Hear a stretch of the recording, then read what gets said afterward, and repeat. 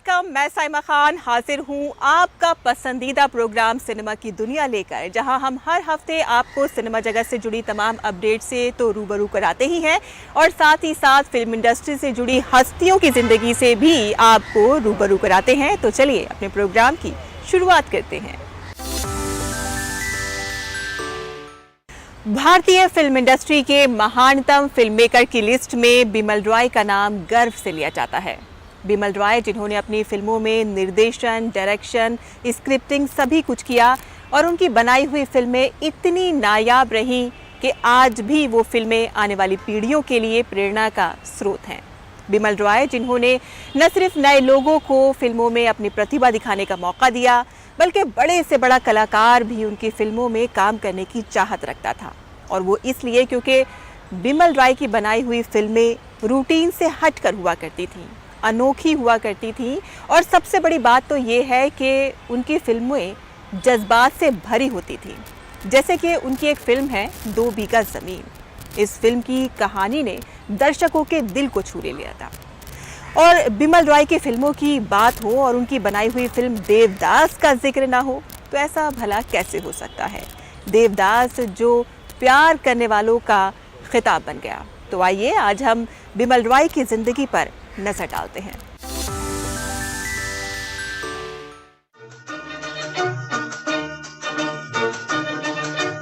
धरती कहे पुकार के, बीज बिछा ले प्यार के, मौसम बीता जाए, मौसम बीता जाए, मौसम बीता जाए। बिमल रॉय ने अपना फिल्मी करियर कोलकाता से शुरू किया, लेकिन दूसरे महायुद्ध और बंगाल के विभाजन के बाद कोलकाता में फिल्म उद्योग की स्थिति बहुत खराब हो गई थी। इसीलिए कई बंगाली दिग्गजों के साथ वो भी मुंबई आ गए। हालांकि कोलकाता और बंगाली संस्कृति उनसे छूटी नहीं। ये उनका मुंबई के फिल्म उद्योग पर एक बड़ा उपकार था, क्योंकि उन्होंने मुंबई में सुसंस्कृत और संवेदनशील सिनेमा का जो माहौल बनाया, उसने भारतीय सिनेमा को बहुत समृद्ध किया। उनकी फिल्मों से सिर्फ मेनस्ट्रीम कमर्शियल सिनेमा ही नहीं, पैरेलल सिनेमा भी काफी प्रभावित रहा। बिमल रॉय बॉलीवुड के ऐसे निर्देशक रहे जिन्होंने सामाजिक और यथार्थवादी फिल्मों की शुरुआत की। उनका जन्म 1909 में 12 जुलाई को हुआ था। साल 1953 में बिमल रॉय की फिल्म 2 बीघा ज़मीन को कांस में इंटरनेशनल अवार्ड से नवाजा गया था। 2 बीघा ज़मीन बिमल रॉय की सबसे शानदार फिल्मों में से है। इसका निर्माण 1953 में किया गया था। इस फिल्म के लिए बिमल रॉय को सर्वश्रेष्ठ फिल्म और सर्वश्रेष्ठ निर्देशक का पहला फिल्म फेयर अवार्ड दिया गया था। देश को आजाद हुए कुछ ही साल हुए थे, औद्योगिकीकरण का नया दौर ही शुरू हुआ था। इसी को आधार बनाकर ग्रामीण जीवन में आए तूफान की कहानी का ताना बाना संगीतकार सलील चौधरी ने बड़े ही मार्मिक ढंग से बुना। संगीतकार सलील चौधरी को बिमल रॉय ने 2 बीघा ज़मीन के लिए हिंदी सिनेमा में पहला ब्रेक दिया था। फिल्म 2 बीघा ज़मीन की कथा शंभू महतो नाम के एक छोटे किसान की कहानी है, जिसकी भूमिका बलराज साहनी ने निभाई है। वो अपनी 2 बीघा ज़मीन पर खुद मेहनत कर अपने छोटे से परिवार, पिता, पत्नी और बेटे के साथ सुखी जीवन व्यतीत कर रहा था। अब की अगर फसल अच्छी हो गई तो नथुराम सोनार से तेरी वो पायल की जोड़ी छुड़ा लाऊंगा। वो अपनी कम आमदनी के बावजूद परिवार के साथ खुश था। इसी दौरान शहर के कुछ उद्योगपतियों के साथ मिलकर गांव का जमींदार एक फैक्ट्री लगाना चाहता है। जमींदार की जमीन से ही सटी शंभू महतो की 2 बीघा जमीन भी है। शंभू की जमीन को मिलाए बिना उस भूमि पर फैक्ट्री खड़ी करने में अड़चन आती है। इस पर जमींदार शंभू की जमीन को हड़पने के लिए षड्यंत्र रचता है। इससे शंभू के जीवन में उथल-पुथल मच जाती है। ऐसी त्रासद कथा दर्शकों को अंदर तक झंझोड़ देती है। जिंदगी में 50 रुपए भी कभी एक साथ नहीं मिले। 235 रुपए मैं कहां से जुटाऊंगा। धरती कहे पुकार के, बीज बिछा ले प्यार के, मौसम बीता जाए, मौसम बीता जाए। मुंबई के व्यावसायिक माहौल में बिमल रॉय सिर्फ एक फिल्मकार ही नहीं, एक संस्था थे जिन्होंने मानवीय सरोकारों वाले कलात्मक सिनेमा को आगे बढ़ाया। उनके अवार्ड्स की फहरिस्त लंबी है, जिसमें फिल्में परिणीता, बिराज बहू, मधुमती, सुजाता, परख, बंदनी भी शामिल हैं। इन फिल्मों को अलग अलग कैटेगरीज में फिल्म फेयर अवार्ड दिया गया था। उस दौर में विभिन्न सामाजिक मुद्दों जैसे कि जमींदारी, गरीबी, निम्न वर्गों को लेकर छुआछूत, औरतों को घर से ना निकलने देने जैसे कई मुद्दों पर फिल्में बनती थीं। बिमल रॉय ने अपनी फिल्मों के माध्यम से भारतीय फिल्म जगत की नींव को तो मजबूत किया ही, साथ ही समाज को भी जागरूक करने का काम किया। करियर की शुरुआत में बिमल कोलकाता के न्यू थिएटर्स स्टूडियो में कैमरामैन के तौर पर काम करते थे। यहीं से उन्होंने फिल्म इंडस्ट्री में अपने करियर की शुरुआत की थी। बाद में स्टूडियो मालिक B.N. सरकार ने उन्हें स्टूडियो में बचे हुए रील से अपना डायरेक्शन का काम करने की इजाजत दी। इन्हीं बचे कुचे रील से उन्होंने 1944 में उदय यर पाथे बनाई थी, जो कि उस वक्त की हिट साबित हुई थी। बाद में इसका हिंदी रीमेक किया गया। इस फिल्म का नाम था हमराही।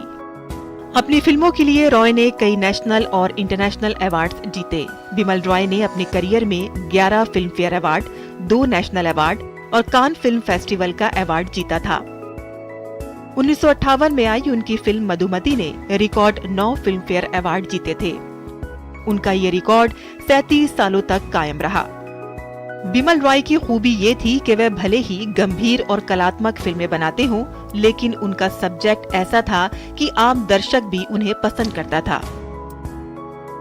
2 बीघा जमीन, सुजाता और बंदनी जैसी गंभीर फिल्में भी बॉक्स ऑफिस पर सफल रही थीं। उनके इस हुनर का सबसे बड़ा उदाहरण मधुमती है, जिसकी सफलता और लोकप्रियता के आगे ये बात अक्सर लोग भूल जाते हैं कि वह उच्च कोटि की कलात्मक फिल्म है। ये उनकी दूसरी फिल्म थी जिसे सर्वश्रेष्ठ हिंदी फिल्म का राष्ट्रीय फिल्म पुरस्कार मिला था।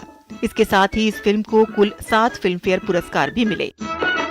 तू नहीं तो ये बहार क्या बहार है, गुल नहीं खिले को तेरा इंतजार है।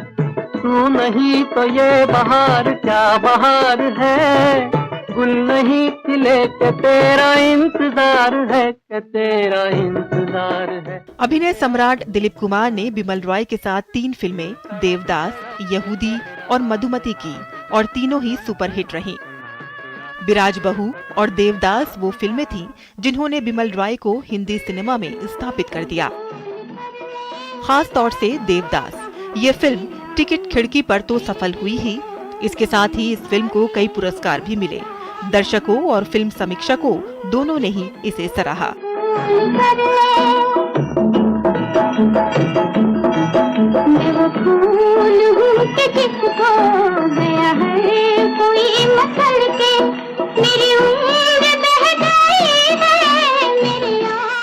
सुजाता और बंदनी वो फिल्में हैं जिनसे बिमल रॉय भारतीय सिनेमा में हमेशा अमर रहेंगे। फिल्मी दुनिया में जब उस वक्त पुरुष प्रधान फिल्मों का बोलबाला था, तब उन्होंने नारी प्रधान फिल्में बनाकर दर्शकों के लिए एक नई राह दिखलाई। हिंदी सिनेमा के आधार स्तंभ, निर्माता निर्देशक बिमल रॉय को बहुत कम जिंदगी मिली। महज 55 साल की उम्र में 8 जनवरी 1965 को उन्होंने इस दुनिया को हमेशा के लिए अलविदा कह दिया।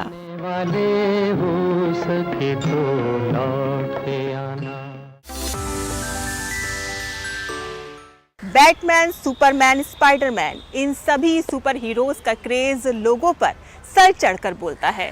इन्हें न सिर्फ बच्चे बल्कि नौजवान और बड़ी उम्र के लोग भी बहुत पसंद करते हैं और इनकी फिल्में भी बहुत शौक से देखते हैं। वहीं इन्हीं सुपर हीरोज में एक है हरे रंग का हल्क, जो देखने में बहुत ही बलवान है और बहुत ही भव्य है। वहीं स्पेशल इफेक्ट्स और VFX के जरिए से बड़े पर्दे पर और भी आकर्षक ढंग से दिखाया जाता है, जो दर्शकों को खूब पसंद आता है। हल्क का कैरेक्टर कोई नया नहीं है, इसकी शुरुआत 70 के दशक में हुई थी, लेकिन वक्त के साथ साथ इसमें कई बदलाव हुए और अब 2022 आते आते तो इसका एक नया अवतार लॉन्च हुआ है, यानी कि फीमेल हल्क, जिसे नाम दिया गया है शी हल्क। तो हल्क का कैरेक्टर की शुरुआत कब हुई, इसमें क्या क्या बदलाव हुए और अब जो ये नया अवतार आया है शी हल्क, इसमें क्या खास है, आइए आपको दिखाते हैं।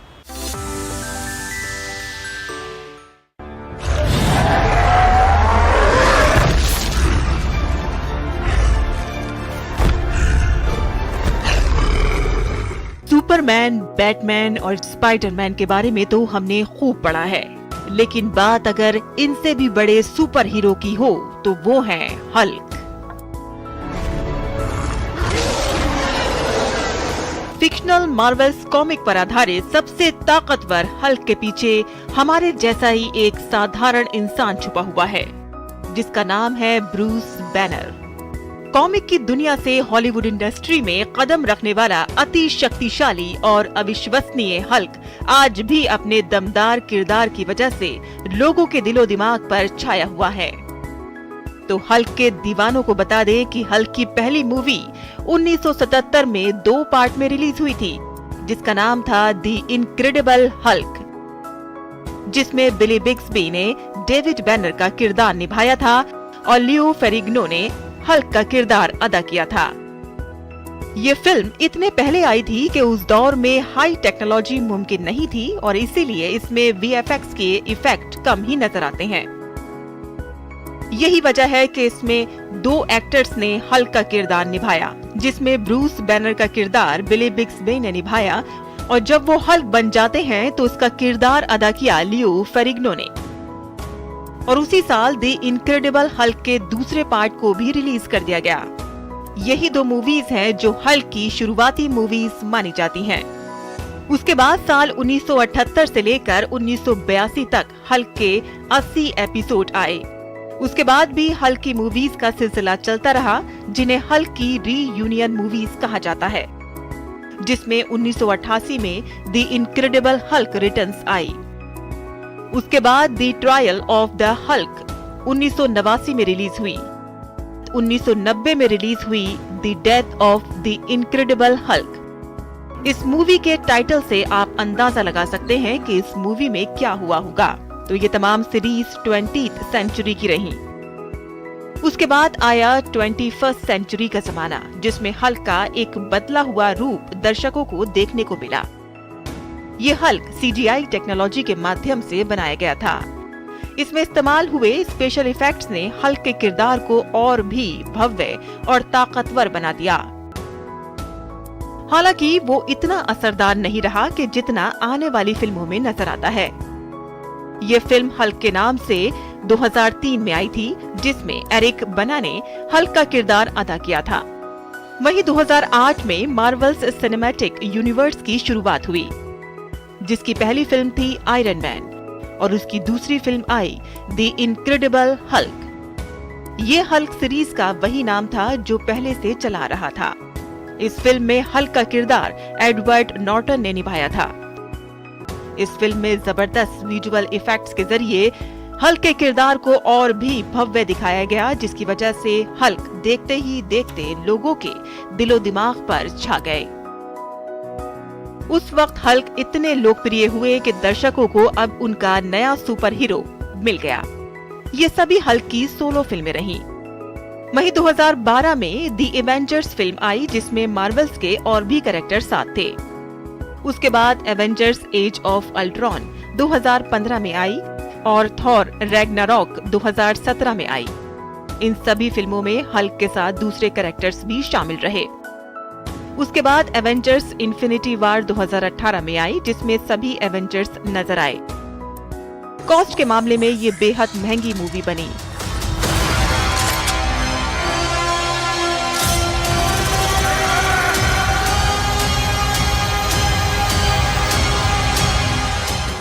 2019 में आई एवेंजर्स एंड गेम में भी हल्क नजर आए।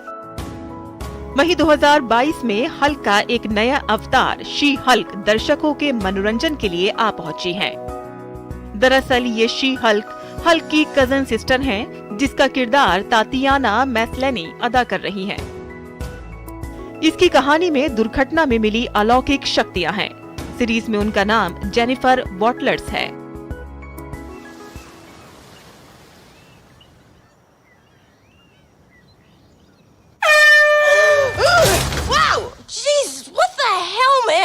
control, no overwhelming feelings of rage. No, a normal amount of rage. You do revert back to Gen form when you sleep. Was the air horn really necessary? For comedy, absolutely. पेशे से वकील हैं और अपने भाई के साथ एक दुर्घटना का शिकार होने पर उनके खून में अपने भाई का खून मिल जाता है।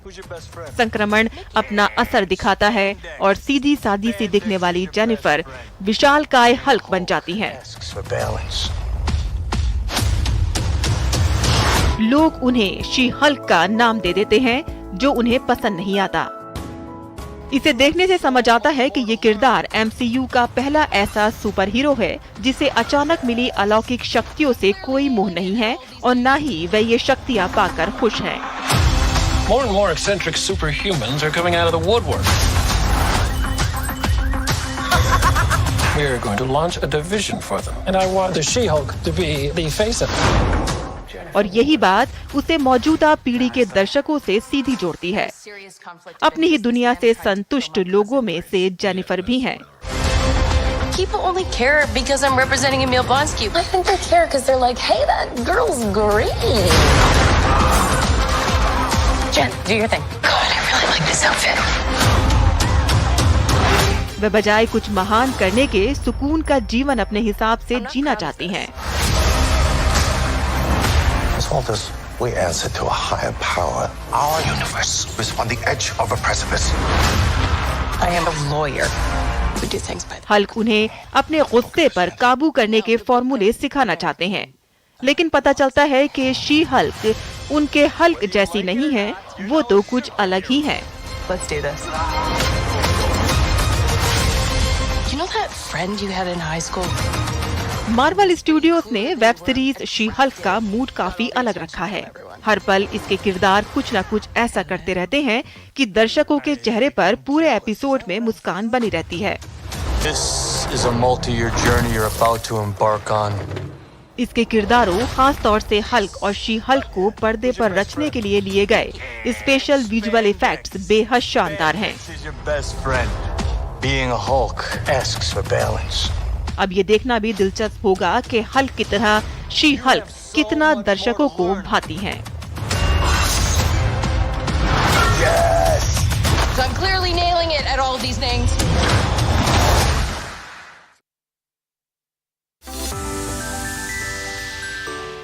और अब वक्त हो गया है अपने खास सेगमेंट बातें फिल्मी से आपको रूबरू कराने का, जिसमें हम आपको सिनेमा जगत से जुड़ी अपडेट्स बताते हैं। गौतमी, बॉलीवुड की मशहूर अभिनेत्री तापसी पन्नू की नई फिल्म ब्लर का ट्रेलर रिलीज हो गया है।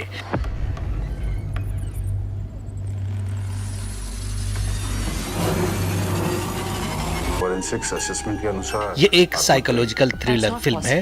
ट्रेलर से साफ पता चलता है कि इस फिल्म की कहानी दो जुड़वा बहनों की जिंदगी पर आधारित है। मुझे पता करना है। इस फिल्म में तापसी गौतमी और गायत्री के डबल रोल में दिख रही हैं। ट्रेलर में गौतमी का किरदार निभा रही तापसी को धुंधला दिखाई देता है। उसे ऐसा लगता है कि उसके घर में कोई है। क्या आप इन्हें पहचानती हैं? She was blind. ये film Spanish psychological thriller Julia's Eyes का हिंदी रीमेक है।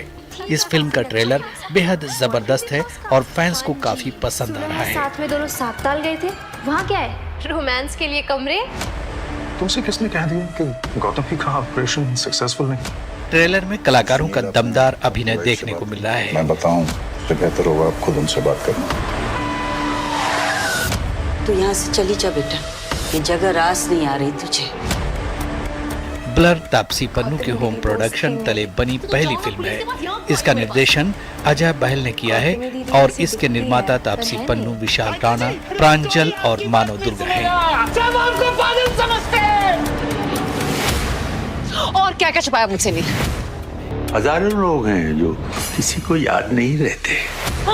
आंखें बंद करके लोगों को देखो प्लीज। टॉर्च ऑन कीजिए, बहुत अंधेरा है, कुछ दिख नहीं रहा। जेम्स कैमरून की फिल्म अवतार द वे ऑफ वाटर का ट्रेलर हाल ही में रिलीज किया गया है। Why do you come to us? Film का ट्रेलर स्क्रीन पर आते ही लोगों के मन में बसी पानी की जादुई दुनिया को जीवंत कर देता है। इसमें विशाल नीले ड्रैगन आसमान के साथ साथ समुद्र पर भी राज करते हैं। फिल्म की कहानी साल 2009 में आई अवतार के आगे की सीरीज है। so close. अब 13 साल के बाद इस फिल्म का दूसरा भाग एक बार फिर से लोगों पर अपना जादू चलाने के लिए पूरी तरह से तैयार है। पहले भाग की ही तरह फिल्म के किरदार वही रहेंगे, लेकिन इस बार लोगों को पहले से ज्यादा रोमांच देखने को मिलेगा। But I feel her. ये फिल्म इस बार पानी की अलग दुनिया से लोगों को रूबरू कराएगी। अवतार द वे ऑफ वाटर का ट्रेलर हमें हिट गेम ऑफ थ्रोन्स और हालिया prequel house of the dragon series की भी याद दिलाता है, क्योंकि नीले ड्रैगन युद्ध के मैदान में आसमान पर कब्जा कर लेते हैं। फैंस को इस फिल्म का ट्रेलर बहुत पसंद आ रहा है। इस फिल्म की सिनेमेटोग्राफी और बैकग्राउंड स्कोर को भी सराहना मिल रही है। ये फिल्म 16 दिसंबर को सिनेमाघरों में रिलीज हो जाएगी। Avatar, the way of water. फिर बच गया, देखो मैंने सचमुच मारा उसको। संजय मिश्रा और Neena Gupta starrer thriller film Vadh का ट्रेलर रिलीज कर दिया गया है। पीस डाला, पीस दिया। ये फिल्म एक क्राइम स्टोरी है। ट्रेलर में एक आम परिवार की कहानी को दिखाया गया है जो परिस्थितियों के तूफान में फंसता चला जाता है, जिसके बाद वो लोग एक मर्डर करने पर मजबूर हो जाते हैं। चलो चलो, ये घर आया था मेरे, अगर कर्जा लिया तो घर आएगा ना पंडित जी। संजय और नीना के किरदारों में बहुत ज्यादा मासूमियत दिखाई गई है। वहीं उनसे एक ऐसा अपराध हुआ है जिसके बारे में वो सोच भी नहीं सकते थे। हालांकि इस अपराध के इर्द गिर्द की कहानी एक अलग ही अंदाज में दिखाई गई है। इंसान के पीछे पड़ गए हैं, बहुत बड़ा पाप हो गया जी। वध को राजीव बरनवाल और जसपाल सिंह संधू ने लिखा और निर्देशित किया है। फिल्म को जे स्टूडियोज और नेक्स्ट लेवल प्रोडक्शंस ने बनाया है। हमने हत्या नहीं की है, हमने वध किया है, वध। फिल्म का ट्रेलर दर्शकों को काफी ज्यादा पसंद आ रहा है। फैंस इस फिल्म की रिलीज का बेसब्री से इंतजार कर रहे हैं। ये फिल्म 9 दिसंबर को सिनेमाघरों में रिलीज की जाएगी। पकड़ा और चुपचाप बाहर छोड़ा है। अरे क्या कह रही हो तुम? छोड़ आए फिर बाहर से अंदर आ जाए, बदमाश होते हैं, इनको मारना जरूरी है। Bureau report, DD news.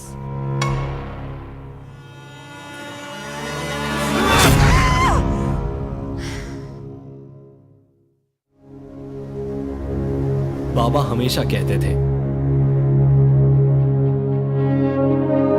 कि जीवन का असली मतलब खुद को ढूंढना नहीं, खुद को उसमें कामयाब करना है। साउथ की फिल्में आजकल हर तरफ छाई हुई हैं और अब इन्हीं फिल्मों में एक और नाम जुड़ गया है, विजयानंद का, जिसका हिंदी ट्रेलर हाल ही में रिलीज किया गया है। ये फिल्म कर्नाटक की राजधानी बेंगलुरु से जुड़ी एक सच्ची कहानी से प्रेरित है। ये कहानी है विजय संकेश्वर की। अब जाके एहसास हुआ, एक लॉरी लेके धंधा करने आया है, हम जमाने से यहाँ है।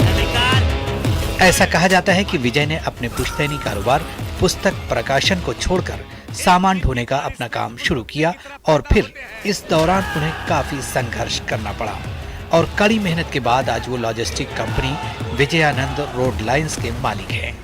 फिल्म में एक्टर निहाल राजपूत लीड रोल में नजर आ रहे हैं, जिन्होंने विजय का किरदार निभाया है।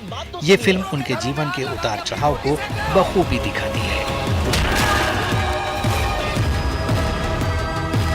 संकेश्वर, विजय संकेश्वर, चावल को अक्षत बनने के लिए, जल को पवित्र होने के लिए ईश्वर की शरण में आना पड़ता। विजयानंद का निर्देशन ऋषिका शर्मा ने किया है।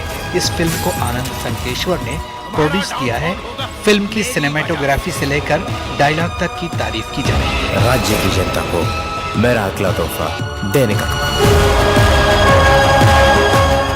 फिल्म का ट्रेलर लोगों को बेहद पसंद आ रहा है। वो इस फिल्म की रिलीज का बेसब्री से इंतजार कर रहे हैं।